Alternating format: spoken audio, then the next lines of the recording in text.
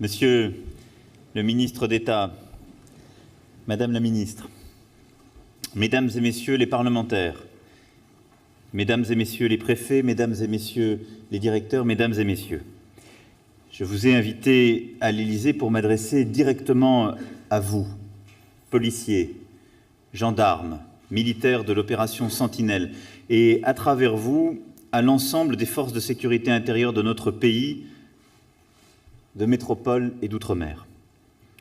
Je le fais en présence des préfets, auxquels j'ai rappelé ici même, il y a quelques semaines, leurs responsabilités en matière de sécurité, de maintien de l'ordre et de lutte contre le terrorisme.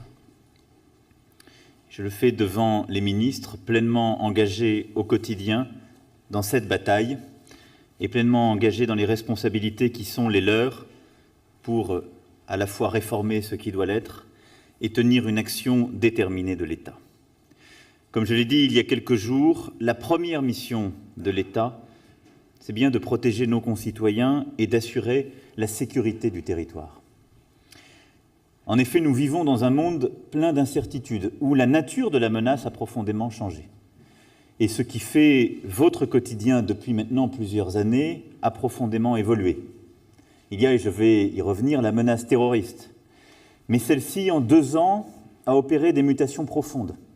Cette menace est de plus en plus endogène, liée de plus en plus aux autres formes de délinquance, à d'autres menaces, à d'autres risques qui existent dans notre société. Et nous devons, ce faisant, adapter notre propre organisation et nos propres réactions. Il y a, évidemment, la violence de plus en plus présente dans notre société. Et je connais les missions des policiers sur la voie publique, la lutte contre une délinquance du quotidien qui est de plus en plus sophistiquée, la lutte contre le trafic et la consommation de stupéfiants, contre le fléau des vols et des cambriolages. Et évidemment, la lutte contre le terrorisme ne saurait en rien conduire à abandonner ces missions essentielles. D'abord parce que, dans leur quotidien, nos concitoyens vivent le rapport à la sécurité par ces missions qui sont les vôtres. Et parce que les liens entre l'un et l'autre aujourd'hui se constituent parfois, et il n'est pas rare de voir des tentatives d'actes terroristes directement liés à des antécédents de criminalité ou de délinquance du quotidien. J'ai conscience de la complexité croissante des opérations de maintien de l'ordre, de la difficulté à intervenir efficacement dans certains de nos quartiers et à l'engagement qui est attendu des forces de l'ordre pour assurer la sécurisation de nos événements culturels et festifs dans un contexte, justement, que je viens de rappeler, d'une menace terroriste durablement élevée. Toutes ces missions, auxquelles s'ajoutent, et j'y reviendrai, celle contre l'insécurité routière, celle de la sécurité des personnes en cas d'incendie ou de catastrophe naturelle, celle aussi relevant du droit des étrangers, essentielle et directement liée à l'ensemble de vos missions, tout cela fait qu'aujourd'hui, vous êtes au cœur des défis de notre société. Vous êtes au cœur de ce qui est la réalité française, parfois difficile à expliquer à nos concitoyens. La menace extérieure est toujours pour partie aussi une menace intérieure. L'insécurité s'est transformée et est devenue multiple. Et l'exigence légitime de nos concitoyens est chaque jour croissante. Aussi, derrière la diversité de vos métiers, de vos talents, de vos compétences, il y a la même motivation. Assurer la protection des Français, leur garantir leur droit à la sécurité, leur permettre d'être libres, confiants, de circuler, de se rassembler, de grandir, de vivre tout simplement en toute sécurité. Et cette mission première, c'est celle qui rend possible et légitime toutes les autres. Et quand nous sommes défaillants sur cette mission première de l'État, nous sommes irrémédiablement moins audibles pour expliquer à nos concitoyens que nous avons d'autres choses à leur promettre, à leur apporter, ou sur lesquelles nous souhaitons nous engager.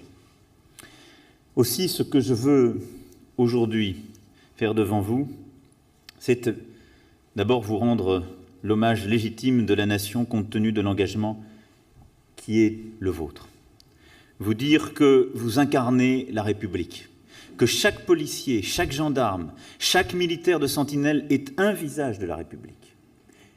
Il l'est chaque jour quand des actes d'héroïsme quotidiens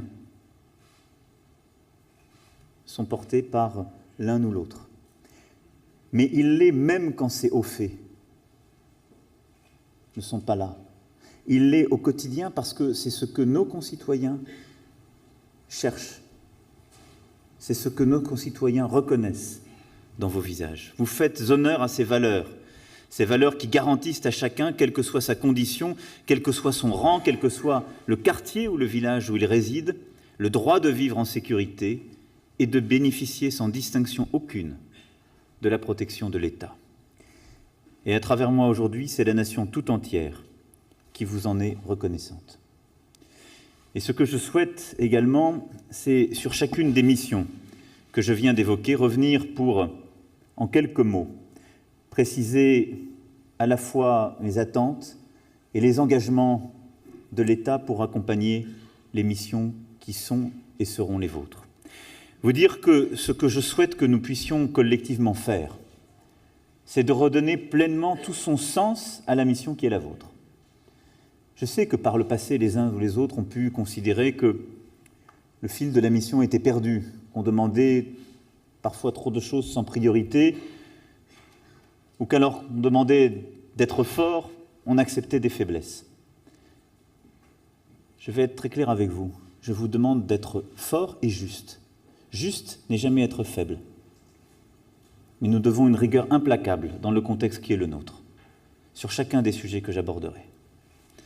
Et donc, c'est l'application à la tâche, le sens de la mission, une exigence collective que je souhaite aujourd'hui que nous puissions partager. D'abord, bien sûr, dans la lutte contre le terrorisme. C'est votre engagement premier, c'est notre engagement premier. Et depuis le début de l'année, les services de renseignement et les unités judiciaires de la police et de la gendarmerie, confortés dans leurs moyens humains, matériels et technologiques depuis 3 ans, ont permis de déjouer 13 attentats, sauvant ainsi des dizaines, peut-être des centaines de vies. Et je veux saluer ici l'action déterminée de nos services de renseignement, comme je veux saluer celle de nos unités et forces d'intervention spécialisées. Vous-même, vous êtes confrontés à chaque instant au risque terroriste. Et je sais qu'il ne se passe pas une journée sans que vous n'ayez présent à l'esprit ce risque et la transformation profonde qu'il implique sur la mission. Et lorsque la menace se concrétise, votre professionnalisme, votre sang-froid vous permettent de réagir avec efficacité. Directement exposé à la menace, qui peut surgir à tout moment, sous les traits de n'importe quel visage, il vous a fallu prendre en compte de nouvelles missions au service de la sécurisation des grands événements, des lieux publics, de nos écoles, de nos lieux de culte, de nos frontières, de nos réseaux de transport. Et ceux qui pensent qu'on peut efficacement lutter contre le terrorisme sans se poser la question de la circulation des personnes ne sont pas des gens sérieux. Pour réussir, la première bataille a été et demeure celle du partage de l'information. C'est dans cette logique qu'une de mes premières décisions a été de créer à l'Élysée la Coordination nationale du renseignement et de la lutte contre le terrorisme, dont j'ai confié la responsabilité au préfet Debousquet et dont nous commençons à mesurer les effets en termes de partage complet des informations. La coordination veille à la bonne circulation des informations concernant la menace terroriste et s'assure que ne subsiste aucun angle mort dans l'action des services du premier cercle, la DGSE, la DGSI, la DRM et des autres services, notamment le renseignement pénitentiaire. Aujourd'hui, des notes communes sont produites, un travail conjoint est assuré et piloté de manière quotidienne, et c'est, je crois, la meilleure organisation que nous puissions avoir. Il y a toujours des spécificités, mais la continuité de la menace, l'organisation même de nos ennemis implique sur ce point une coordination parfaite. J'ai également souhaité que l'on vous simplifie la tâche. Cette nouvelle organisation va conduire à simplifier notre dispositif de renseignement, notamment les services d'état-major au sein du ministère de l'Intérieur, par la fusion décidée par le ministre d'État d'ici la fin de l'année des différentes structures qui travaillent avec la coordination, et notamment les MOPT et l'UCLAT. Pour améliorer l'exploitation des informations, 7 décrets relatifs aux fichiers de renseignement viennent d'être également publiés au début du mois d'août. J'attends en effet que chaque policier, chaque gendarme soit un capteur, qu'il soit en capacité d'apporter du renseignement. C'est la force de notre réseau. C'est sur son maillage qu'il nous faut nous appuyer pour mieux prévenir, mieux détecter une menace qui, pour sa plus grande part, est, comme je vous le disais, aujourd'hui endogène. C'est aussi pour cela que j'ai souhaité renforcer le renseignement territorial et pénitentiaire, parce que nous avons besoin de cette capillarité de l'information. Le renseignement classique suppose une grande confidentialité, parfois une étanchéité de l'organisation. La lutte contre le terrorisme implique des circuits courts et une grande transversalité. C'est pourquoi vous devez toutes et tous, sur ces sujets, travailler de manière quasi instantanée ensemble, en gardant la qualité des circuits de décision et de remontée, mais en ayant un partage chaque jour plus fin de cette information. Et à ce titre, les préfets jouent un rôle de coordination essentiel. C'est pourquoi les groupes d'évaluation départementaux, qu'ils animent chaque semaine, sont à mes yeux sur le territoire l'élément de coordination et d'articulation de l'ensemble de ces informations absolument indispensable. Il appartient au préfet de mettre en œuvre ses orientations et ses leviers d'action et de s'assurer que le partage de l'information permet d'atteindre l'excellence opérationnelle. Mais chacune et chacun est dans son activité quotidienne en capacité d'améliorer l'information, d'être porteur d'une part de renseignement collectif. Et c'est aussi cela que je voulais souligner devant vous aujourd'hui. Le niveau de risque qui est le nôtre, et nous l'avons encore vécu récemment, fait que nos concitoyens ne tolèrent plus le moindre dysfonctionnement. Cette excellence opérationnelle, pour protéger efficacement les Français contre une menace permanente, durable et protéiforme, il faut à présent l'inscrire dans le cadre du droit commun. C'est dans cette perspective, grâce à la mobilisation du ministre de l'Intérieur et en travail étroit avec la garde des Sceaux, que le projet de loi renforçant la sécurité intérieure et la lutte contre le terrorisme a été adopté à une très large majorité par le Parlement et pourra ainsi entrer en vigueur le 1er novembre prochain, au moment de la sortie de l'état d'urgence. J'ai dit très tôt que je souhaitais que nous puissions sortir de l'état d'urgence. L'état d'urgence était utile.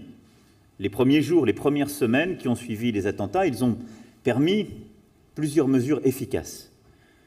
Mais nous le voyons depuis plusieurs mois, l'efficacité marginale de l'état d'urgence n'est plus au rendez-vous.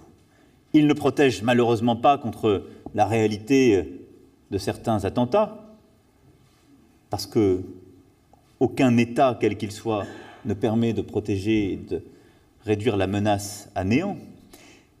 Il ne répond pas de manière adaptée à une menace qui est celle du terrorisme islamiste et qui n'est pas celle prévue par l'état d'urgence, beaucoup plus large. Aussi, il est indispensable, le 1er novembre prochain, de pouvoir sortir de cette situation qui, par définition, doit être temporaire. Mais le faire avec aujourd'hui un dispositif législatif sur lequel vous avez travaillé, solide, beaucoup plus ciblé sur la menace, la nature de cette menace, et qui permettra de répondre, je l'espère efficacement, au défi du terrorisme islamiste. Je considère que le travail qui a été fait par le gouvernement, éclairé par le Conseil d'État, alimenté et enrichi par le travail parlementaire est aujourd'hui pleinement satisfaisant. Le fait que le juge ait été rétabli à plusieurs endroits de la procédure, quand il s'agit du juge judiciaire, que le juge administratif, sur les mesures administratives, ait vu sa place pleinement confortée, qu'un rendez-vous soit fixé par la loi dans 2 ans pour pouvoir évaluer l'efficacité de l'ensemble des dispositifs pris. Et donc, plutôt qu'avoir de nombreux débats théoriques, d'avoir un véritable suivi et de pouvoir abandonner ce qui n'est pas utile, améliorer ce qui ne l'est pas suffisamment à la lumière des faits, est une bonne méthode. La loi a été votée largement, bien plus que toutes les lois précédentes en la matière, par le groupe majoritaire, mais au-delà, par de nombreux députés d'autres groupes parlementaires. À ce titre, et contrairement à ce que d'aucuns ont pu suggérer, je tiens à dire que Pour ma part, je ne prendrai pas la décision de déférer cette loi devant le Conseil constitutionnel. Il y aura des procédures, si besoin était, par les uns ou les autres, mais je considère que la qualité du travail et la nature du travail parlementaire a permis d'aboutir à un texte pleinement satisfaisant et que c'est la représentation nationale qui éclaire le caractère satisfaisant d'un texte. La représentation nationale, par son vote, je crois, l'a amélioré et l'a éclairé. Cette loi vous donnera notamment de nouvelles compétences en matière de police administrative qu'il vous appartiendra de mettre en œuvre dans le respect des libertés individuelles. Et ces mesures permettront à l'état d'urgence de retrouver sa vocation originelle de régime d'exception. Avec ce texte, et sans renoncer à nos valeurs et nos principes, nous vous donnerons durablement les moyens d'être plus efficaces. Parce que ce qui protège nos concitoyens, ce n'est pas un texte, c'est l'efficacité de l'organisation collective qui protège les droits de chacun et qui permet d'avoir une action efficace en matière de lutte contre le terrorisme. J'attends de vous, en contrepartie, dès son adoption, une implication sans faille dans sa mise en œuvre, notamment dans la mise en place des périmètres de sécurité, la fermeture des lieux de culte radicaux, à l'égard desquels je ne veux aucune complaisance, ou bien encore les mesures de surveillance et de visite domiciliaire des individus qui adhèrent ou soutiennent le terrorisme. Trop souvent, et nous l'avons vu avec des expérimentations qui avaient pu être votées par le passé sans être utilisées, nous avons des débats complexes, théoriques au niveau national, qui ne donnent pas suffisamment lieu à des applications concrètes sur le terrain. Je veux que tout ce qui a été considéré comme indispensable, débattu, et sur lequel la loi a justement permis de construire des instruments, qu'ils soient pleinement utilisés, pour que nous puissions en apprécier pleinement l'efficacité et surtout que tout ce qui permettra la prévention des actes de terrorisme à travers ce que cette loi prévoit puisse être mis en œuvre. Pour nos concitoyens, c'est l'efficacité de l'action des forces de sécurité qui constitue le meilleur rempart contre le terrorisme. Et dans cette action, je veux ici saluer les militaires de l'opération Sentinelle qui ont fait preuve d'une grande maîtrise lors des attentats les plus récents. Le dispositif Sentinelle a été adapté par un travail conjoint de la ministre des Armées et du ministre de l'Intérieur pour le rendre plus dynamique, plus adapté à une menace aujourd'hui mobile et qui évolue rapidement. Vous le savez, sur ce sujet, j'agis également au niveau européen afin de renforcer l'indispensable coopération dans ce domaine face à une menace transnationale, notamment par le renforcement de la protection des frontières extérieures européennes, la lutte contre la propagande djihadiste sur Internet ou le financement du terrorisme. Nous aurons, dans les prochains mois, des échéances importantes sur le plan européen et la lutte contre le terrorisme fait partie des priorités de souveraineté que j'ai rappelées il y a quelques semaines et sur laquelle je compte mobiliser largement nos partenaires. Nous sommes aujourd'hui trop lents à apporter une réponse adaptée et pleinement coordonnée à la menace. La France, par ailleurs, avec le Royaume-Uni, a pris une initiative en matière de lutte contre la propagande djihadiste sur Internet et nous maintiendrons cette pression, nous l'accroîtrons vis-à-vis des principaux opérateurs qui, pour le moment, ont accordé quelques concessions, mais que je juge insuffisantes. Enfin, nous avons pris l'initiative d'une conférence de lutte contre le financement du terrorisme lié aux activités de Daesh et d'Al-Qaïda, qui sera organisée début avril 2018 par la France en associant largement plusieurs pays qui partagent évidemment notre souci, mais qui partagent notre volonté parfois de corriger certaines actions passées pour ce qui les concerne. Il y aura sur ce sujet une large mobilisation des uns et des autres pour répondre à la menace. Vos missions, en quelques mois, ont changé. Votre métier a évolué. Vous vous êtes adapté à ce nouveau contexte de manière extrêmement rapide avec un seul objectif, toujours mieux protéger les Français. Et sur ce sujet, je veux aussi vous le dire, tout ne peut pas reposer uniquement sur les policiers, les gendarmes ou les militaires impliqués dans les tâches que je viens de rappeler. Le défi qui est le nôtre pour lutter contre le terrorisme est un défi beaucoup plus large.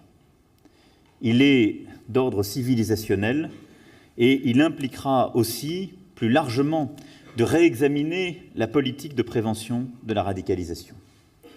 Dans ce cadre, des plans d'action seront établis par les préfets qui, dans leur département, sont confrontés à des processus de radicalisation qui gangrènent certains territoires. Ce travail a été fait pour certains quartiers, ma demande, en particulier Trappes, dans les Yvelines, pour mieux prévenir et mieux lutter contre les comportements et les agissements qui favorisent l'extension de la radicalisation. Et la liste de ces territoires sera arrêtée d'ici la fin de l'année, avec des plans qui, sous la coordination du ministre, impliqueront aussi de mobiliser de nombreux autres services de l'État. Ce sont les services sociaux, les collectivités territoriales, les associations, les services éducatifs qu'il faut mobiliser dans ce travail pour prévenir au maximum la menace, pouvoir mettre en place l'organisation sur le territoire qui permet d'identifier les comportements les plus à risque, les dérives, les affaiblissements parfois d'une partie de notre société sur le plan moral. Et un travail très étroit avec les magistrats en particulier doit être conduit sur ces territoires en grande difficulté. Un comité interministériel aura lieu au mois de décembre, sous la présidence du Premier ministre, pour arrêter un nouveau plan national. Parce qu'au-delà de ces réponses de court terme qui consistent à traiter le cas de celles et ceux qui sont déjà identifiés dans les fichiers de renseignement et de police, nous avons à faire face aujourd'hui à un phénomène où un certain nombre de nos concitoyens sont tentés par des thèses radicales et la violence extrême. Aussi, ce défi implique, dès le plus jeune âge, d'avoir une politique de prévention assumée. Ces sujets sont éminemment complexes, mais la grande pauvreté, le délitement des structures familiales, l'affaiblissement de nos structures éducatives, l'absence totale de mobilité économique et sociale nourrissent, si je puis dire, dans certains quartiers, le travail de celles et ceux qui sont devenus des artisans d'une radicalisation violente. Et donc, nous devons nous attaquer aussi à la racine de ces problèmes, et tout en menant cette bataille intraitable à l'égard de celles et ceux qui radicalisent, prêchent ou poussent à l'acte terroriste, il nous faut travailler en profondeur, en particulier dans les quartiers les plus vulnérables, sur un agenda ambitieux en matière éducative, en matière sociale, en matière de mobilité économique, pour lutter contre la ghettoisation de certains quartiers ou l'assignation à résidence de certains de nos concitoyens. Cela fait partie aussi de ce travail plus large de prévention et de lutte contre ce qui aujourd'hui mine notre société. La sécurité de tous les jours et l'ordre public sont bien évidemment, comme je le rappelais, au cœur de votre quotidien et de ce qu'attendent aussi nos concitoyens. Ils vous sont également reconnaissants de votre engagement au service de leur sécurité de tous les jours. Les Français expriment également de nombreuses attentes. À côté de la lutte contre la délinquance, il est un domaine au cœur des missions des forces de l'ordre, c'est celui du maintien de l'ordre républicain. Garantir l'exercice de nos libertés individuelles, quel que soit le niveau de la menace, quel que soit le contexte sécuritaire, fait partie de vos missions les plus nobles. Rien qu'à Paris, en plein état d'urgence, ce sont 10 événements ou rassemblements dont les services ont à assurer la sécurité chaque jour. Au début du mois de septembre, la braderie de Lille rassemblait plus d'1,5 million de personnes. Dans quelques semaines, ce sont plusieurs centaines de milliers de personnes qui profiteront de la fête des Lumières à Lyon. Et un peu plus tard, les marchés de Noël se dérouleront dans de nombreuses villes de notre pays. Assurer la sécurité d'un événement de voie publique, quelle qu'en soit la taille et l'ampleur, quelle qu'en soit la nature, est un métier en soi. Il exige savoir-faire et compétences, sang-froid et courage, et il en va de même en matière de maintien de l'ordre en métropole et en outre-mer. Ce sont des qualités que possèdent nos unités spécialisées, qu'elles soient départementales ou nationales, au travers des compagnies républicaines de sécurité et des escadrons de gendarmerie mobile qui sont d'un immense professionnalisme. Maintenir l'ordre, contrairement à ce que j'entends parfois, ce n'est pas empêcher la libre expression de nos concitoyens. Ce n'est pas bâillonner la parole. Ce n'est pas contraindre à l'uniformité. Maintenir l'ordre, c'est au contraire permettre à chacun de s'exprimer, de manifester son opinion, de faire connaître son avis. Et c'est la force de notre démocratie d'avoir permis à chacun de continuer à parler, à contester, à protester, y compris dans le contexte d'état d'urgence que nous vivons depuis pratiquement 2 ans. Mais c'est aussi la vigueur de notre démocratie d'accepter que toutes les opinions, même les plus dissidentes, même les plus provocatrices, puissent continuer à s'exprimer dès lors qu'elles ne troublent pas l'ordre public. C'est aussi cela, la force de la démocratie, et il convient de le rappeler. La République, nous le savons, a été fondée sur une tradition d'accueil et d'asile. Et j'y suis profondément attaché et je souhaite que l'on accueille mieux et qu'on intègre mieux ceux qui ont vocation à demeurer sur notre territoire. Mais nous avons aussi un défi collectif lié à la pression migratoire extrêmement forte depuis maintenant 2 ans et qui ne cessera pas brutalement dans les semaines ou les mois qui viennent. Ce défi est un défi durable de plusieurs années, lié à des basculements géopolitiques au Proche et Moyen-Orient, à des instabilités au nord de l'Afrique et plus largement à un nouveau nomadisme international lié aux crises climatiques, aux déstabilisations économiques et sociales pour une large partie du continent africain. Nous devons donc sur ce sujet en rester à nos principes républicains, mais avoir une application cohérente et intraitable de tous ces principes. Nous avons un principe qui ne doit rien céder aux tensions contemporaines. C'est celui de l'asile et de l'accueil, je l'évoquais. C'est que nous devons l'accueil à toutes celles et ceux qui fuient leur pays parce qu'ils y sont en danger, compte tenu de ce qui s'y joue sur le plan politique ou en matière de violence. Je n'accepterai aucun discours ni aucune pratique qui remette en cause le droit d'asile.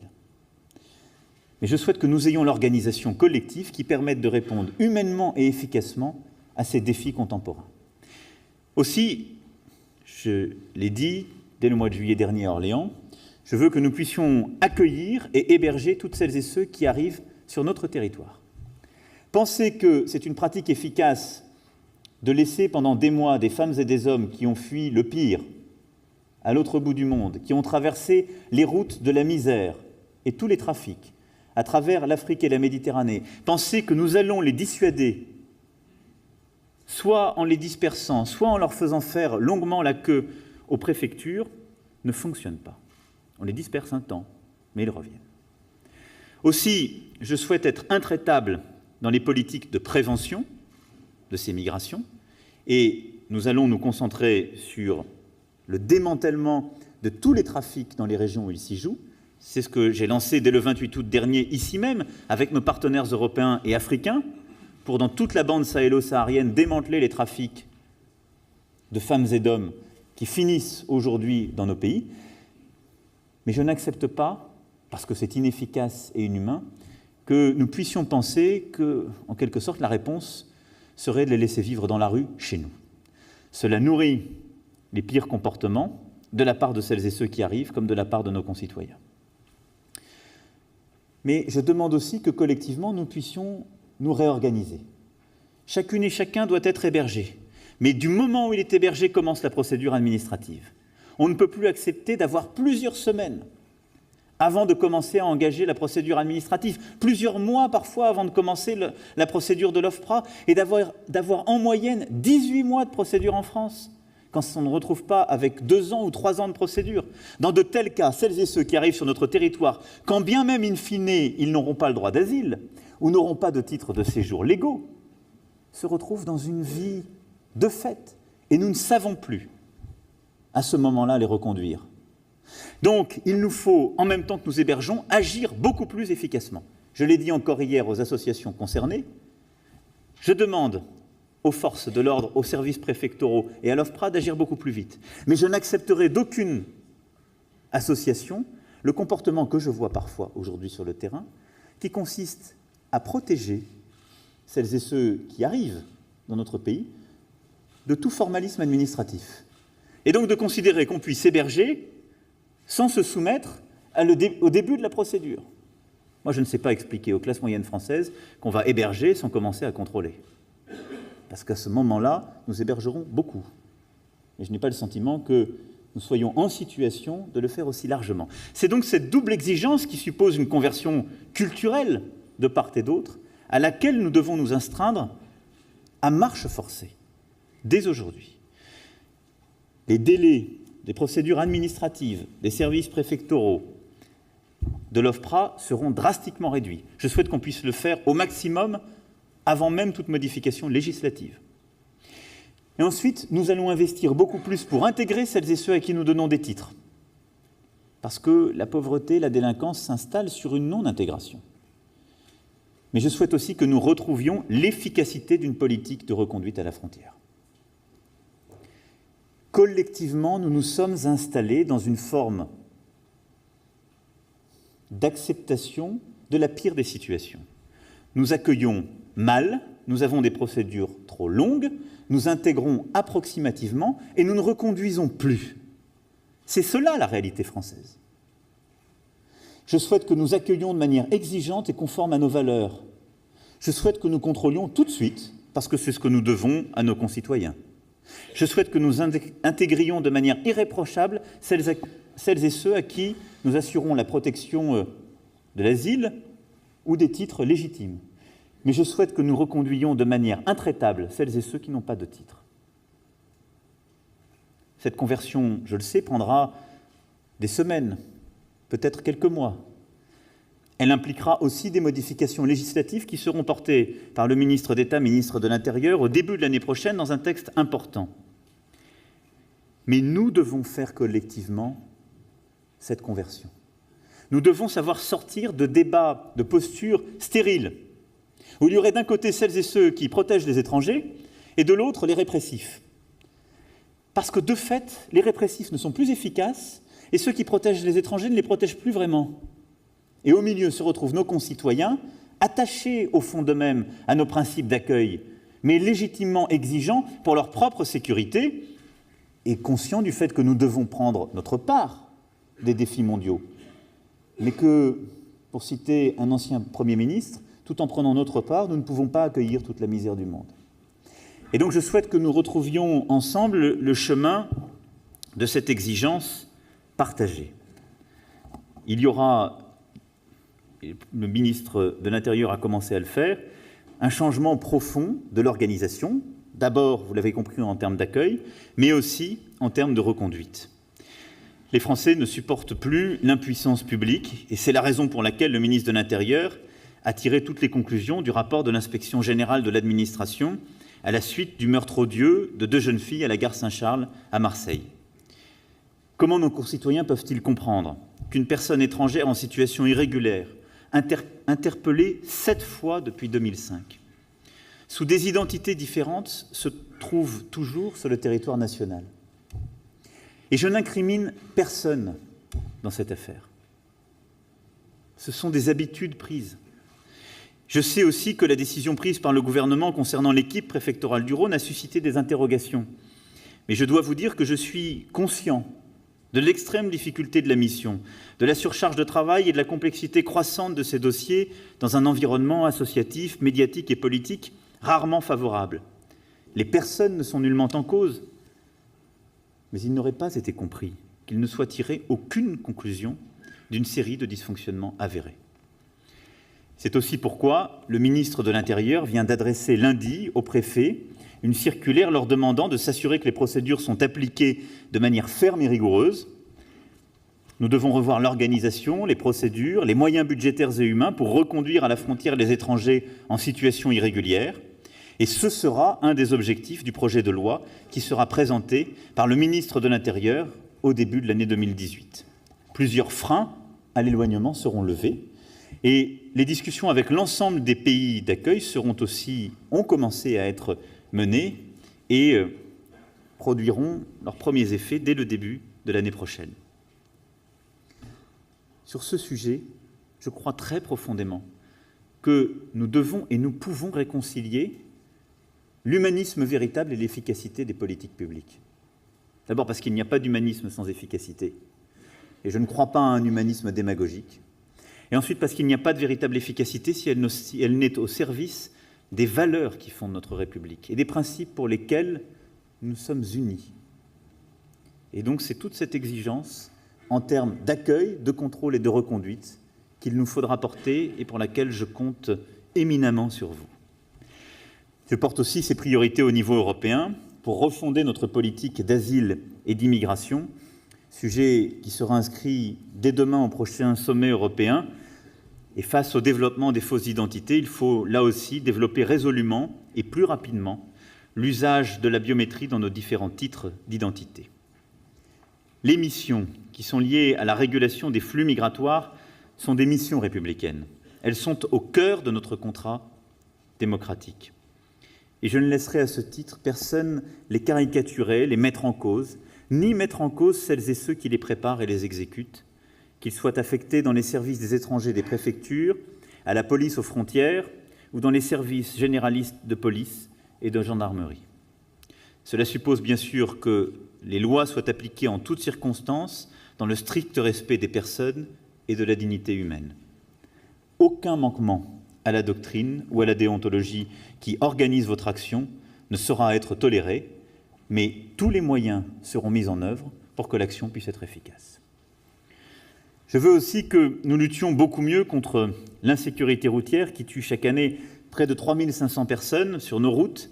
C'est pourquoi j'ai demandé au Premier ministre de réunir un comité interministériel d'ici la fin de l'année. Il est aussi une dernière mission qui est au cœur de votre action quotidienne, c'est celle du secours à la population.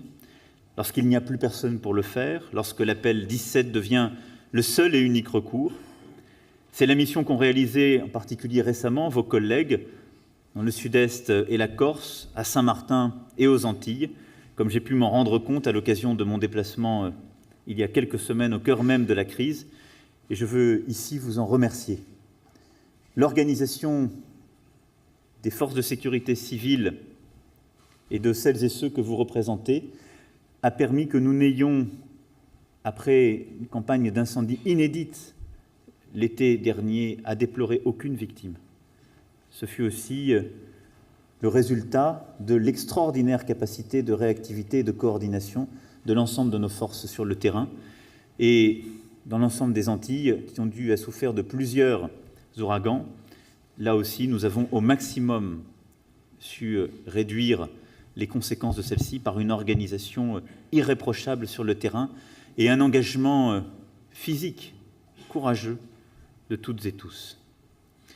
C'est aussi ce que vous avez fait en sauvant près de 100 personnes d'une mort certaine depuis le début de l'année, souvent au péril de votre propre vie, et je tenais à vous remercier pour ce courage, ce dévouement et cette abnégation.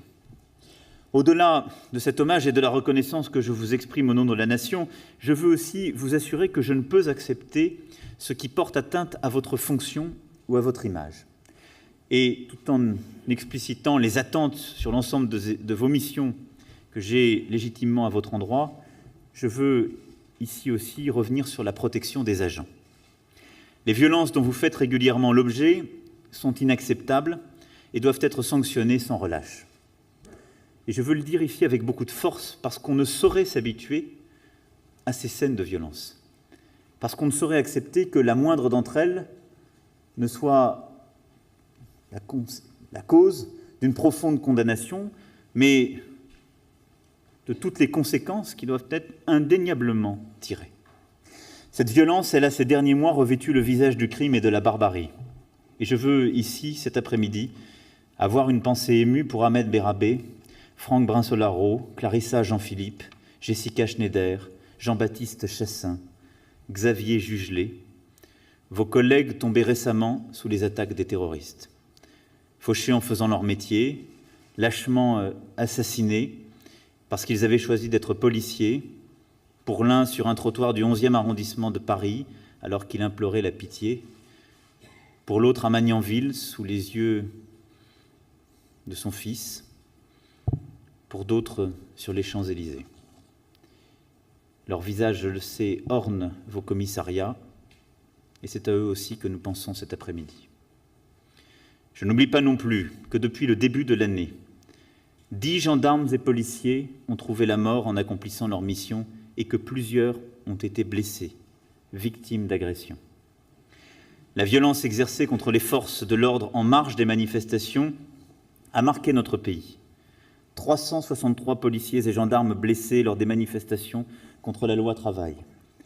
Les images de fonctionnaires en flammes ou celles de leurs véhicules incendiés ne peuvent être oubliées. Et j'ai une pensée particulière pour Vincent Ruiz, qui souffre dans sa chair après la sauvage agression dont il a été victime à Grigny l'an dernier et que le ministre de l'Intérieur a visité il y a quelques jours, le 8 octobre dernier. Ces agressions se poursuivent, encore récemment. Et je suis notamment marqué ces dernières semaines par la multiplication des refus d'obtempérer. Un jeune adjoint de sécurité a encore failli payer de sa vie un tel comportement le 6 septembre dernier dans les Yvelines. Et je veux redire ici combien ces actes sont inqualifiables. Motivés par des raisons allant de la provocation gratuite à la volonté de masquer une infraction, ils exposent, souvent gravement, les forces de l'ordre intervenantes. Ils appellent donc de l'ensemble de la République, à commencer par l'autorité judiciaire, une réponse ferme et exemplaire, sans laquelle tout effort en vue d'un rapprochement avec la population risquerait d'être vain. J'ai aussi demandé à la garde des Sceaux d'adresser une circulaire en ce sens au procureur. J'ai aussi demandé au ministre de l'Intérieur de renforcer l'accompagnement psychologique des agents. Il faut prendre en compte toutes les difficultés de vos métiers, car cela peut mener au pire. La prévention des suicides doit donc être aussi un objectif prioritaire et ne doit pas être négligée. Deux autres tendances doivent également donner lieu à un suivi particulièrement attentif. Aux menaces et mises en cause physiques sont venues récemment s'ajouter des mises en cause indirectes, plus insidieuses, auxquelles on n'hésite plus à mêler la famille et les proches des policiers et gendarmes. Ce sont des allusions en garde à vue sur le fait que l'on connaît l'adresse du fonctionnaire ou du militaire, que l'on connaît le prénom des enfants ou l'adresse de l'école qu'ils fréquentent. Ce sont des mises en ligne de films ou de photos, de noms, d'identités, d'informations personnelles sur les policiers ou les gendarmes intervenant dans telle ou telle affaire. C'est cette jeune fille mineure qu'on approche il y a quelques jours à Rennes pour lui parler du comportement de son père, fonctionnaire de police. Certains aujourd'hui n'hésitent plus à sortir de l'anonymat offert par la toile en menaçant, par le biais des réseaux sociaux, les familles des membres des forces de l'ordre. Nous n'accepterons jamais que les policiers et les gendarmes soient ainsi menacés. Des progrès ont été faits avec la reconnaissance par la loi d'un droit à l'anonymat aux membres des forces de l'ordre. À ce titre, les avancées permises par la dernière loi sécurité intérieure et lutte contre le terrorisme sont à souligner. Et je souhaite que nous puissions aller plus loin pour durcir nos outils de réponse face à ces comportements lâches et intolérables, et dans le cadre de la concertation que mènera le ministre, que des mesures concrètes puissent être aussi proposées. Le second point de vigilance, ce sont les menaces dont les forces de l'ordre font l'objet de la part d'une mouvance organisée, structurée et engagée dans une démarche insurrectionnelle. Je cite sa propre formule. C'est la force de la démocratie de ne pas se laisser attaquer par les forces insurrectionnelles qui n'ont rien à voir avec le pluralisme politique et l'expression légitime des convictions. Depuis quelques années, la supposée répression d'État, je cite les mêmes individus, est en effet exploitée pour légitimer des actions violentes et concertées à l'encontre des forces de l'ordre. 2 locaux de la gendarmerie ont, selon toute vraisemblance, été victimes de tels mots d'ordre ces derniers temps, à Limoges puis à Grenoble. L'utilisation d'une telle violence n'a rien à voir avec la politique et rien à voir avec les convictions dans le champ démocratique. Si on se met à tout confondre, on s'assure d'une chose, l'incapacité collective à protéger efficacement nos concitoyens. Non, ces actions ont tout à voir avec le crime. Ces auteurs seront systématiquement recherchés, identifiés, mis à disposition de la justice afin qu'ils soient poursuivis et condamnés. Mesdames et messieurs, vous me trouverez toujours à vos côtés lorsque la violence aveugle, les menaces, les allégations mensongères vous cibleront, parce que vous avez fait le choix de servir vos concitoyens, de porter l'uniforme et de servir la loi républicaine avec engagement et détermination. Je veux mener tous les débats dans le champ démocratique sur tous les sujets que le gouvernement, le Parlement souhaiteront soulever. Mais sur ce sujet-là, il n'y aura aucun débat. Il faut également, et c'est notre défi, lutter contre les comportements ou les agissements qui pourraient ternir votre image.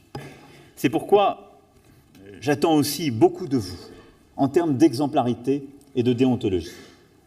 Je n'accepterai pas que l'image de quelques-uns de vos collègues, certes très minoritaires, puisse ternir la réputation de tous. C'est le sens des règles déontologiques de votre métier qui doivent toujours vous guider. Et je sais que c'est ce qui, profondément, vous anime. L'exemplarité qui s'attache à vos fonctions doit être totale, en tout lieu et en tout temps. Cela doit être un élément essentiel de tout policier et de tout gendarme pour contribuer à améliorer les relations avec la population. À chaque moment où il y a sur ce point une faiblesse, elle doit faire l'objet d'une sanction. Parce que s'il n'y a pas de sanction, c'est l'affaiblissement collectif, c'est l'acceptation collective du fait que là aussi, il n'y a pas de réponse à une forme d'infraction. Et c'est l'affaiblissement collectif du fait que nous ne savons pas faire en notre sein respecter nos propres règles. Aussi, je souhaite que cela se concrétise rapidement dans les conditions d'exercice de vos missions et du respect plein et entier, irréprochable, de la déontologie à chaque instant et en tout lieu. Depuis plusieurs années, nous avons en la matière des débats sur le contrôle d'identité, en particulier dans les quartiers les plus sensibles. J'ai pris des engagements clairs en la matière et j'ai pour habitude, même si cela surprend parfois, de respecter les engagements pris et donc d'en tirer toutes les conséquences pour le faire. Je ne suis pas favorable au contrôle au faciès. Je n'y suis pas favorable, ça d'évidence, et vous aussi, mais je ne suis pas favorable donc à la mise en œuvre du récépissé qui permet seul, selon certains, de garantir qu'il n'y ait justement aucune dérive. Pourquoi je ne suis pas favorable au récépissé ? Parce que je considère que là où s'est installée la défiance sur le terrain entre la population et les forces de l'ordre, ça n'est pas un récépissé qui l'a rétabli. C'est une fausse bonne idée. D'abord parce que dans les quartiers dits difficiles, le jour d'après, il y aura des trafics au récépissé, et parce que là où la défiance et la conflictualité s'est installée, elle sera nourrie par cette procédure. Par contre, nous devons en face regarder la situation. Là où la défiance s'est installée, nous devons avoir une réponse en profondeur. Et je vais y revenir dans quelques instants avec la police de sécurité du quotidien. Mais nous devons aussi regarder que la France est le pays qui pratique le plus le contrôle d'identité, largement plus que tous nos voisins européens. Est-ce que c'est donc la bonne méthode partout et en tout lieu ? Non. Nous devons donc, dans la formation des agents, revoir certaines procédures qui sont devenues trop automatiques. Je souhaite m'engager dans la formation. J'ai pris, à ce titre, l'engagement de rouvrir 2 écoles de formation. Mais nous devons aussi changer certaines procédures devenues trop systématiques, qui permettent de restaurer la confiance de manière beaucoup plus pragmatique. Envoyer sur les terrains difficiles des fonctionnaires qui sont plus expérimentés que d'autres. Pousser au maximum pour que l'encadrement essaie d'expliquer les missions prioritaires et évite le contrôle systématique comme première entrée en relation avec toute population, quelle qu'elle soit. Et avoir donc une organisation collective plus adaptée à la réalité du terrain et à sa complexité. Enfin, je souhaite aussi que les dispositifs de caméras piétons puissent être étendus avec, là aussi, pragmatisme et volontarisme dans le cadre d'une stratégie nationale que le ministre aura à développer. Je souhaite donc qu'il y ait, sur ce plan-là, un pragmatisme exigeant. Je ne crois pas aux mesures bureaucratiques et systématiques, mais je crois à l'engagement collectif, au changement de certains comportements et à des pratiques différentes sur le terrain. Et je compte sur vous aussi à cet égard. Je souhaite qu'à ce titre, la logique de la formation, de l'encadrement soit profondément changée en la matière Et que tout soit fait, parce que c'est la condition de la crédibilité de vos missions, pour qu'un comportement exemplaire soit partout assuré. C'est pour maintenir cette exemplarité que l'institution que vous servez est l'une des plus contrôlées de notre pays et que tout manquement doit être relevé et sanctionné. Ceci me conduit très directement à aborder le sujet de la police de sécurité du quotidien. Je vous ai en effet réunis pour partager avec vous aussi mon ambition pour les services qui assurent notre sécurité. Tout en confortant nos moyens de lutte contre le terrorisme, j'ai souhaité que nous engagions, en même temps, l'autre grande réforme majeure du quinquennat dans le domaine de la sécurité intérieure, la lutte contre l'insécurité et la mise en place de la police de sécurité du quotidien. Ce n'est pas que pendant les périodes de crise que la population doit être fière de sa police, parce qu'elle l'est profondément aujourd'hui.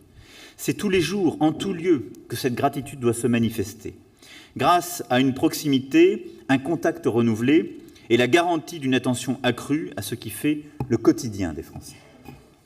Toutes les études le montrent, l'insécurité ressentie par nos concitoyens provient autant de la menace terroriste que des infractions subies au quotidien. Rien que ces 3 derniers mois, ce sont plus de 22 000 vols violents, plus de 65 000 vols de véhicules, plus de 57 000 coups et blessures qui ont été enregistrés. Et il faut ajouter à cela tout ce qu'on ne mesure pas, ces incivilités qui font que, dans notre République, une femme seule craint parfois de rentrer tard le soir ou qu'une personne âgée a peur de sortir de chez elle. La sécurité du quotidien, c'est lutter contre tout ce qui fait naître chez nos concitoyens les sentiments d'insécurité qui leur donnent l'image de l'impuissance publique.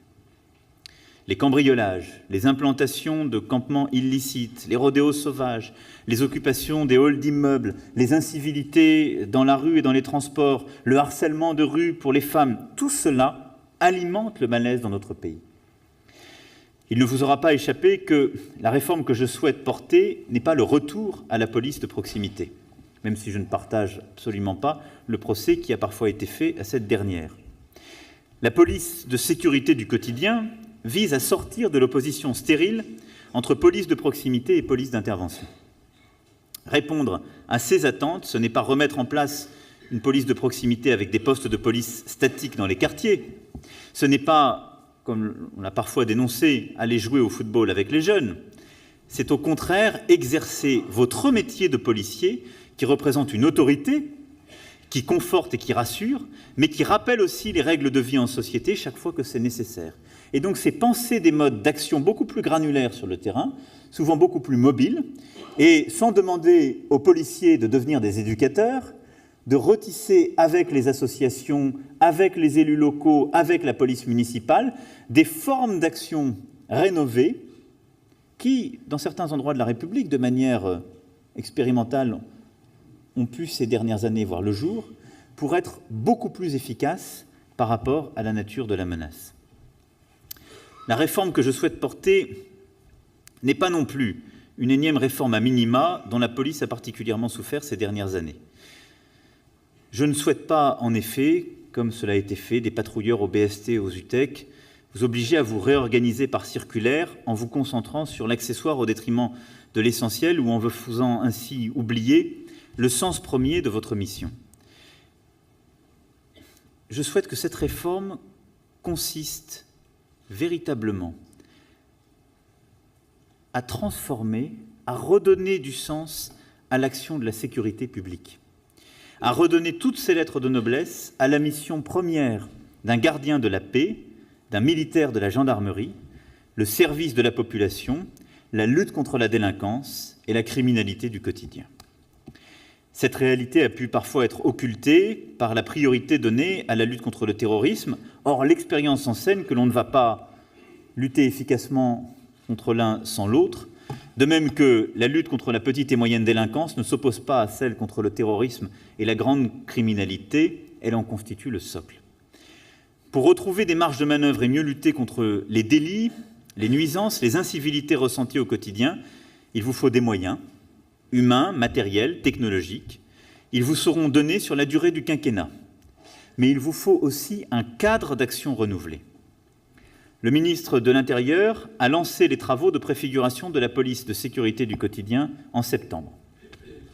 Dès lundi prochain, un large cycle de consultations sera engagé par le ministre à 3 niveaux. À l'échelon national seront consultées les associations d'élus, les organisations syndicales de la police nationale et les structures de concertation de la gendarmerie nationale, les représentants des policiers municipaux, des personnels de la sécurité privée et des transports, ainsi que des chercheurs et des universitaires spécialistes de ces sujets.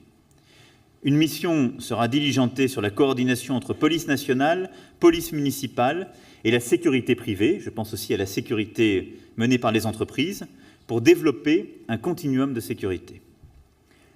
Au niveau local, les préfets animeront des ateliers en privilégiant la proximité avec les fonctionnaires de police et les militaires de la gendarmerie nationale, les élus locaux, les autres acteurs de la sécurité et les représentants de l'autorité judiciaire.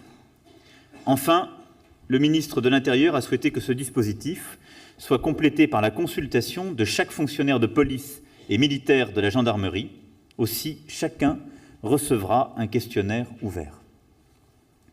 À l'issue de ce cycle, nous arrêterons en fin d'année une nouvelle doctrine qui constituera notre référence en matière de sécurité publique pour les années à venir.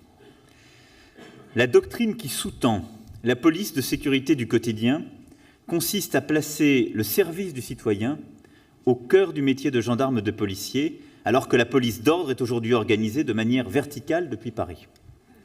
La culture personnelle de nos forces de sécurité doit être d'abord orientée vers la satisfaction des besoins des usagers et les réponses opérationnelles doivent être conçues au plus près des réalités du terrain. Des premières expérimentations sur cette base seront lancées début 2018 et les sites seront sélectionnés durant le mois de décembre. Différents dispositifs seront déployés sur des territoires eux-mêmes différents, urbains, périurbains, ruraux. Ils seront déployés en veillant à ce que l'ensemble des acteurs, notamment les collectivités territoriales, soient pleinement mobilisés sur les champs de compétences. Il faudra ensuite revoir, sous l'autorité des préfets, les modalités de coordination avec les polices municipales. Enfin, les acteurs privés de la sécurité ont évidemment aussi, comme je le disais, un rôle à jouer. Un suivi de ces expérimentations sera assuré, auxquels seront associés les usagers, mais également des universitaires qui seront à même de porter sur notre système un regard extérieur et neutre. Je ne veux pas par avance préempter les résultats des concertations qui s'engagent, mais je souhaite que la sécurité du quotidien permette de consolider 3 objectifs principaux. Le premier, c'est de donner aux forces de sécurité les moyens et les méthodes pour agir plus efficacement. En matière d'effectifs, des premiers efforts ont été engagés avec le recrutement de 10 000 gendarmes et policiers supplémentaires au cours des 5 prochaines années. Au-delà, d'autres leviers doivent pouvoir renforcer le potentiel opérationnel. L'allègement des tâches administratives, les transferts de missions, notamment pour la sécurisation de sites ou d'événements à la sécurité privée, la polyvalence. De même, nous pouvons renforcer la qualité de certaines interventions par la formation, l'accompagnement professionnel. Il faudra aussi adapter la répartition des effectifs pour mieux prendre en compte la réalité de la délinquance. Il faudra aussi, dès la phase de conception de la police de sécurité du quotidien, tirer parti des potentialités offertes par les systèmes d'information pour dégager des fonctionnaires de charges administratives et renforcer leur présence sur la voie publique. En matière d'équipement, la modernisation des outils de travail des forces de sécurité doit être accentuée, caméras piétons, locaux d'accueil, véhicules. Et là aussi, je souhaite qu'à l'issue de la concertation, c'est un engagement très clair, scandé dans le temps, avec des engagements chiffrés et budgétés qui puissent en découler. Le deuxième objectif, à mes yeux, doit être de déconcentrer davantage les politiques de sécurité, en accordant plus d'autonomie aux échelons locaux, tant dans la définition de la conduite des politiques de sécurité et en renforçant la coaction des services au niveau territorial, ce qui implique de redonner des marges de manœuvre aux chefs des services territoriaux. Il faudra aussi introduire de la souplesse dans les organisations, dans les territoires, redynamiser les partenariats locaux de la prévention et de la délinquance en renforçant le rôle des maires, dépoussiérer la comitologie et garantir un continuum local de sécurité, non seulement entre la police et la gendarmerie nationale, ce qui a beaucoup progressé ces dernières années, mais en associant aussi étroitement les polices municipales, les agents de la sécurité des transports, les professionnels de la sécurité privée, dans le prolongement des lois de février et mars 2017. En contrepartie, les états-majors sont réduits au niveau de l'administration centrale. Le troisième objectif doit être de renforcer le lien avec la population. L'insécurité du quotidien ne sera pas efficacement combattue si les forces de sécurité ne sont pas parfaitement intégrées à leur territoire, accessibles aux habitants et au fait de leurs préoccupations. Plusieurs leviers à ce titre doivent être mobilisés.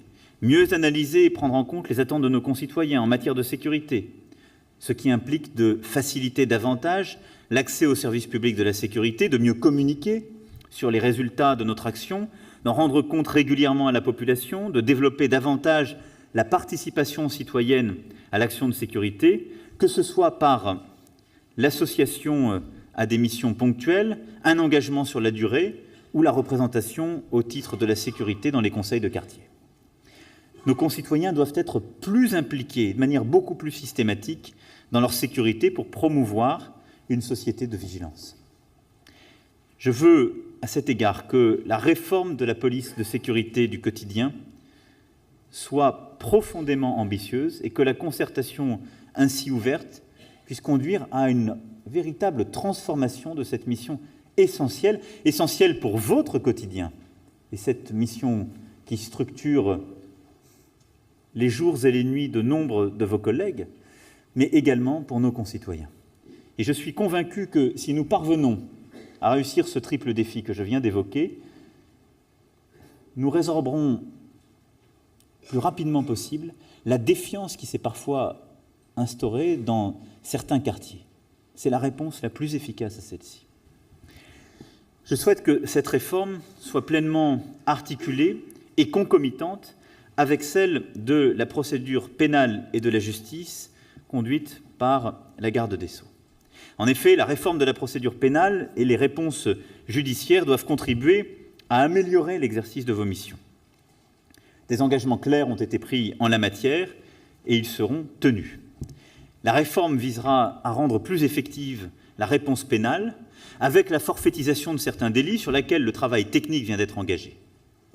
Forfaitiser, ce n'est pas dépénaliser, mais renforcer l'efficacité de la sanction.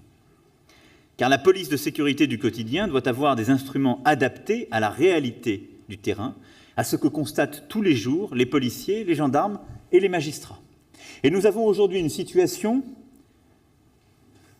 de manière un peu semblable à ce que je décrivais tout à l'heure sur le droit des étrangers, où alors que la réponse prévue par la loi est d'une extrême sévérité, la capacité collective à apporter une réponse de fait sur le terrain est empêchée par les contraintes de celui-ci.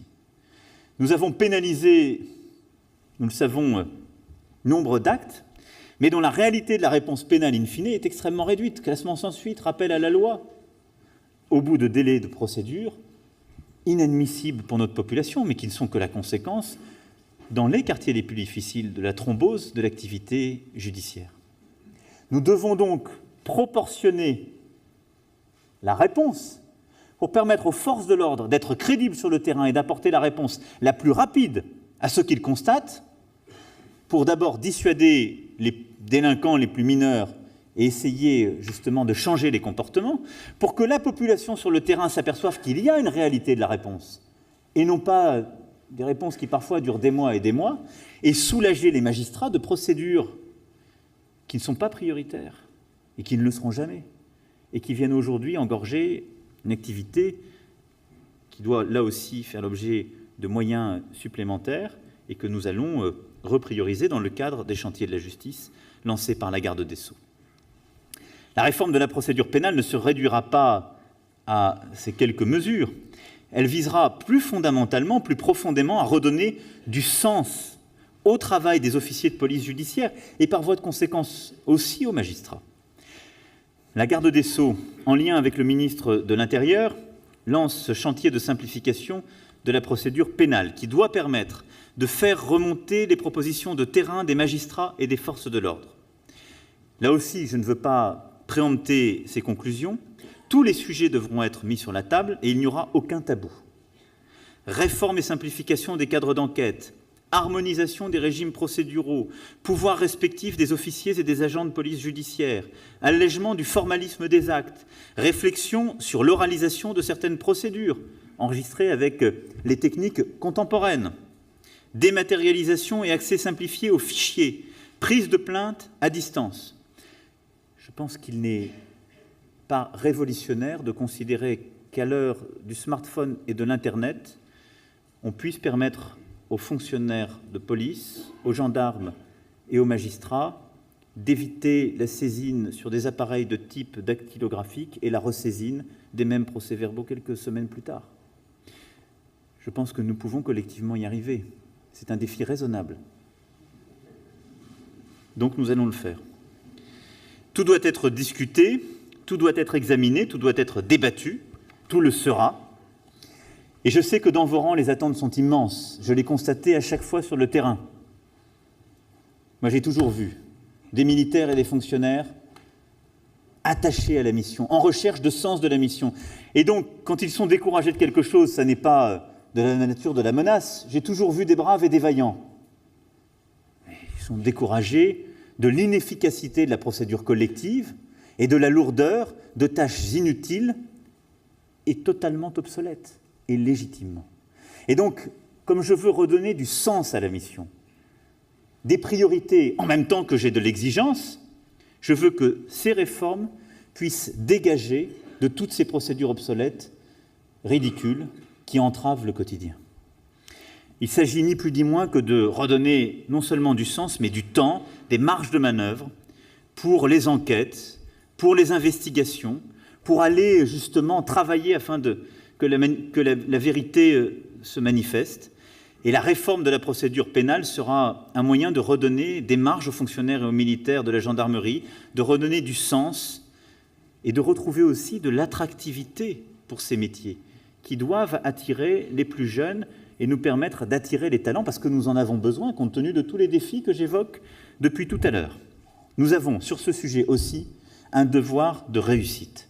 C'est la raison pour laquelle je vous invite à vous impliquer dans les espaces de concertation qui seront ouverts par le ministère de la Justice et le ministère de l'Intérieur. La réforme de la procédure pénale sera essentielle à la mise en œuvre de la police de sécurité du quotidien, mais elle ne s'arrêtera pas à cela.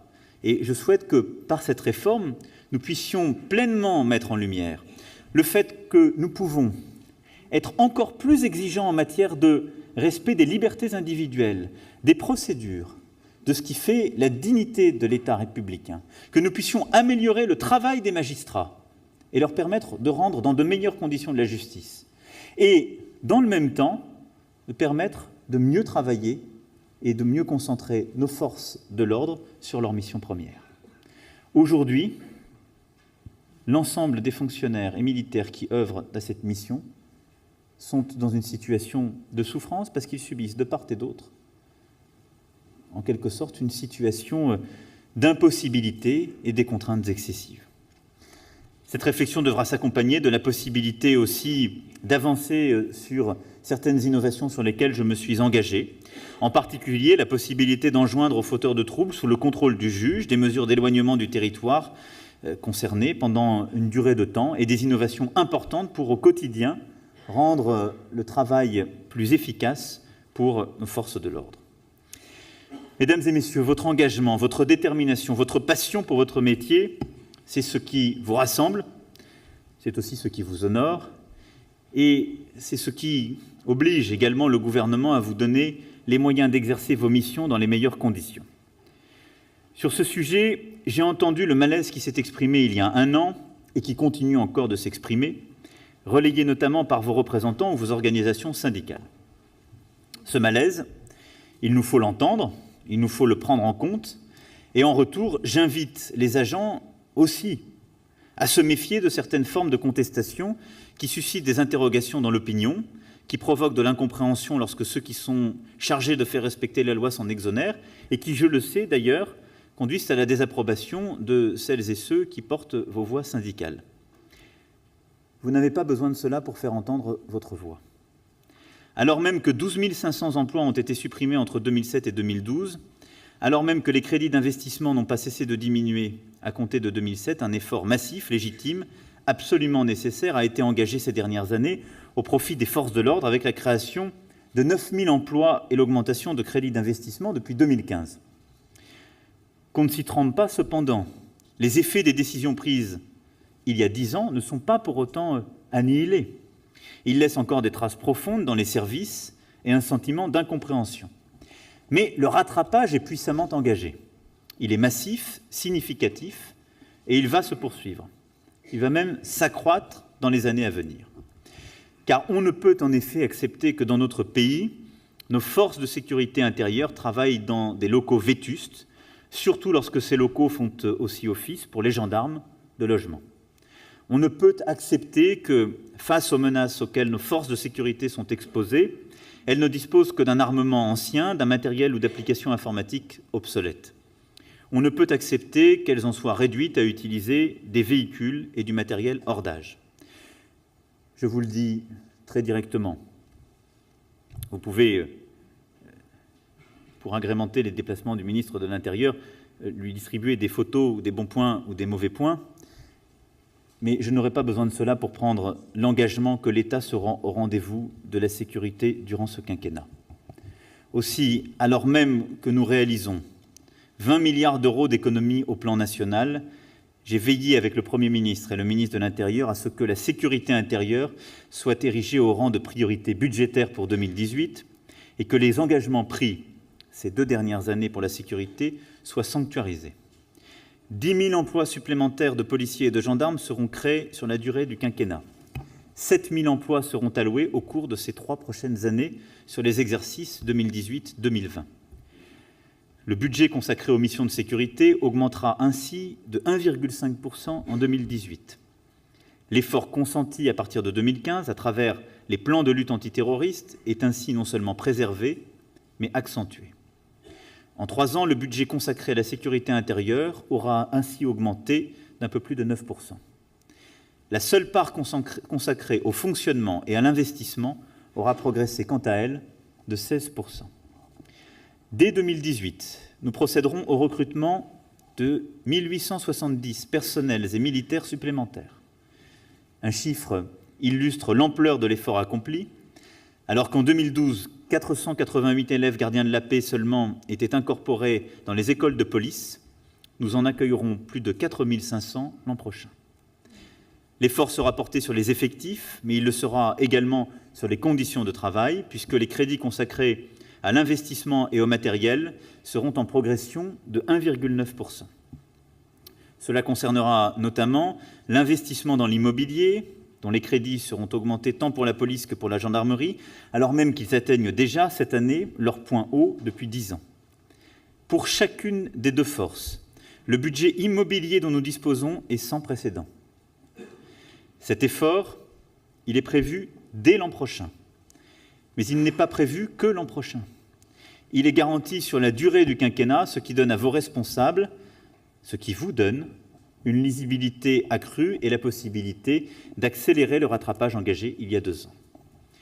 C'est un tel plan que nous venons de décider et cette lisibilité sur l'ensemble du quinquennat est fondamentale, comme l'est également le choix de rechercher la proximité dans la prise de décision en matière immobilière comme d'équipement. La proximité, c'est bien souvent le choix de la responsabilité. Et c'est là aussi où j'attends avec beaucoup d'exigence, l'engagement de tous les services déconcentrés et de tous les responsables sur le territoire. La proximité, c'est la garantie de répondre vite et bien aux attentes locales. Pour la première fois, la totalité des crédits consacrés à l'entretien des locaux de police, portés de 35 à 45 millions d'euros, seront l'an prochain entièrement à la main des chefs de services locaux et donc à votre main. C'est conforme à ce à quoi je m'étais engagé il y a quelques semaines devant les préfets. C'est le début d'une déconcentration en actes indispensable pour réagir de manière plus souple face aux contraintes du terrain, de manière plus efficace pour l'ensemble de l'État qui s'est paralysé lui-même à tout vouloir contrôler depuis la centrale.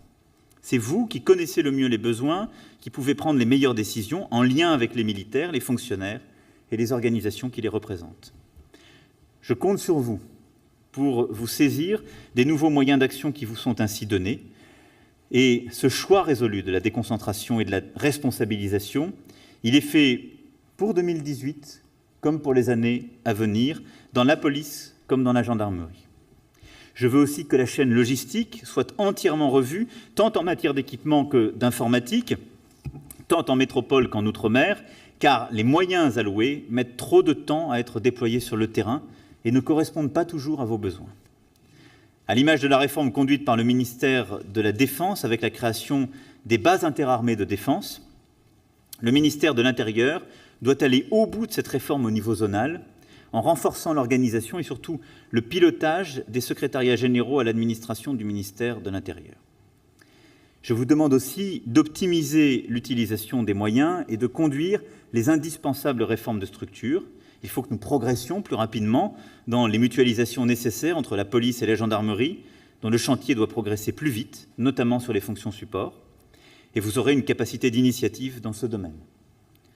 Un effort important devra être effectué pour substituer, chaque fois que c'est nécessaire, des personnels administratifs sur ces fonctions et permettre aux policiers et aux gendarmes de se consacrer au cœur de leur métier et au-delà de renforcer leur présence sur la voie publique.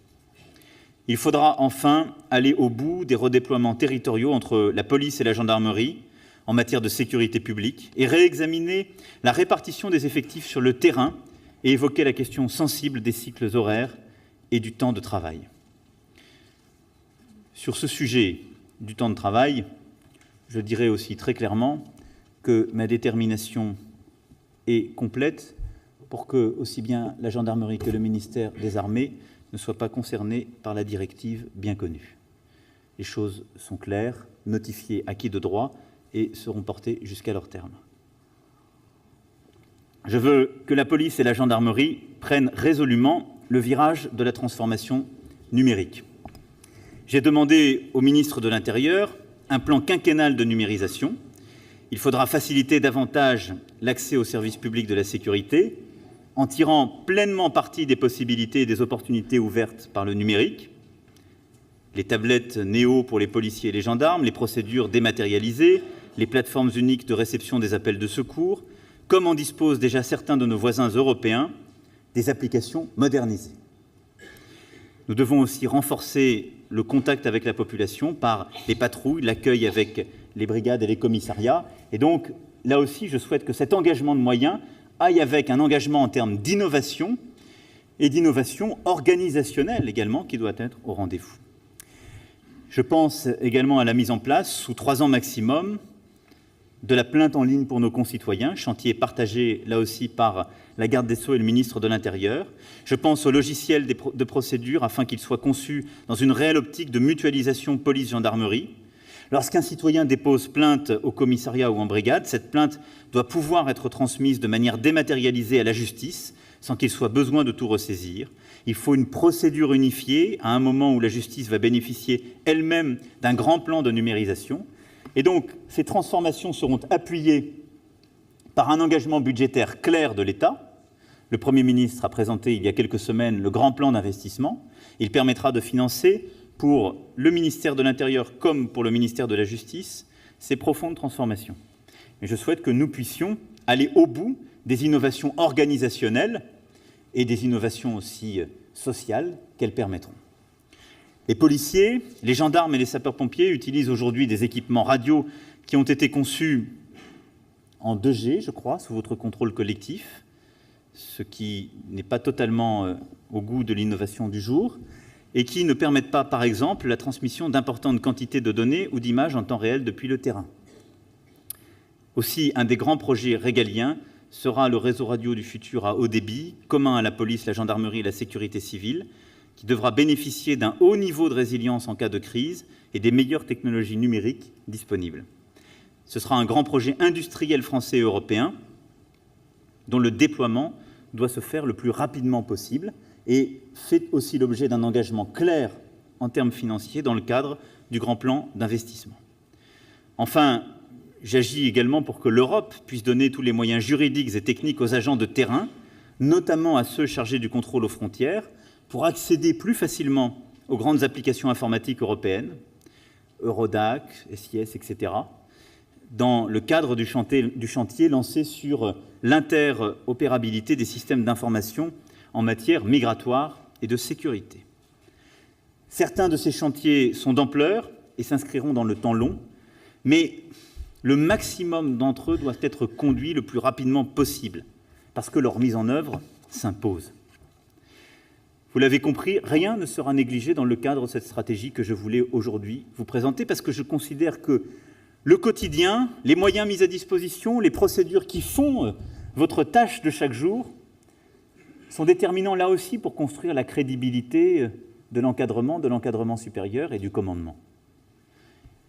Aussi, vous l'avez compris, l'engagement de l'État sera complet pour profondément transformer ces missions et être au rendez-vous. J'aurai besoin de vous pour mettre en œuvre ces transformations. J'aurai besoin de vous pour que, dans 5 ans, ceux qui ne respectent pas votre uniforme ne soient plus qu'une infime minorité contre laquelle nous nous battrons de toute notre énergie. En retour, vous savez que vous pourrez compter sur mon soutien permanent aux forces de l'ordre. Je suis à l'écoute, à vos côtés, comme l'immense majorité des Français. Et je répondrai présent à chaque fois que cela sera nécessaire. J'entends l'impatience, parfois exprimée, j'entends les insatisfactions, j'entends la nécessité qui s'attache à redonner un cap et du sens à vos métiers, à redonner les moyens de l'exercer en toute sincérité et en toute sécurité, parce que nous n'avons qu'un objectif, l'efficacité collective. C'est la responsabilité partagée. L'honnêteté me conduit à vous dire que tout ne se fera pas en un jour. Beaucoup a été fait ces derniers mois pour répondre à vos légitimes attentes. Progressivement, vos conditions de travail vont changer, vos moyens vont être renforcés. J'ai pris aujourd'hui des engagements clairs devant vous. Le mouvement est engagé, nous veillerons à ce qu'il soit le plus rapide possible.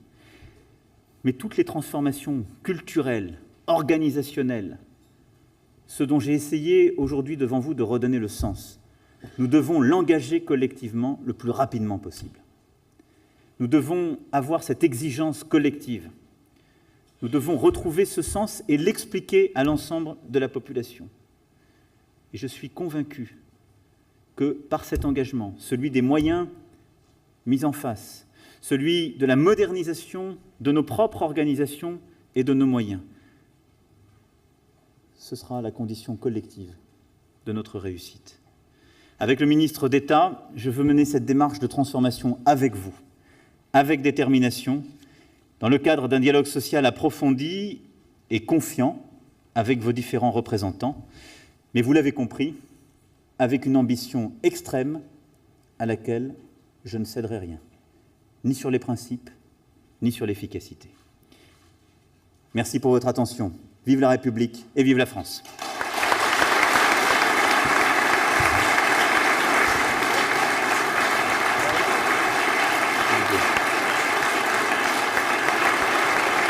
Merci, messieurs, dames.